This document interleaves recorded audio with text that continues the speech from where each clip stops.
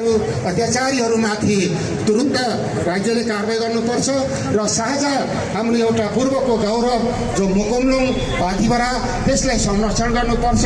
त्यो संरक्षण गर्न सकेमा सिङ्गो राष्ट्रमा शान्ति र विश्वमै शान्ति हुन्छ भन्ने हाम्रो एउटा मुन्दुमी मान्यता छ। र यसको साथसाथै त्यहाँ भएका जति पनि ठगी भएको छ, जस्तो उदाहरणको लागि 59 रोपनी जमिन 7,20,000 रुपैयाँमा किनेर तपाईको चाहिँ 14 रोपनी बाँकी आएर 45 रोपनी जमिन चाहिँ लगभग 30 करोडमा बेचबिखन भएको त्यहाँ कागजहरू मिलाइएको छ। त्यति धेरै त्यहाँ चाहिँ अत्याचार गरिएको छ। लाली गुराँस जस्तो नेपालको राष्ट्रिय फुल 10,000 काट्ने भनेर त्यहाँ 50,000 क्षति गरेको छ। त्यसै गरेर हाम्रो त्यहाँ विभिन्न किसिमका दुर्लभ वन्य जीव जन्तुहरूलाई को वासस्थानलाई मेटिएको छ, जसले गर्दाखेरि सिङ्गो प्रकृति र पर्यावरणलाई समस्या आएको छ।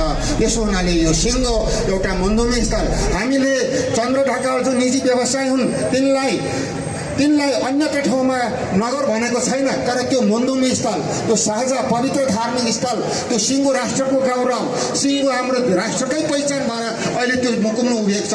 त्यसको प्रकृतिलाई विनाश गर्नबाट रोक्नुपर्छ भन्नेका छौँ। र अन्यत्र ठाउँमा त्यहाँ केवल कार लगाउने हो, अन्यत्र ठाउँमा चाहिँ पुँजी भएपछि त भयो नि त, होइन?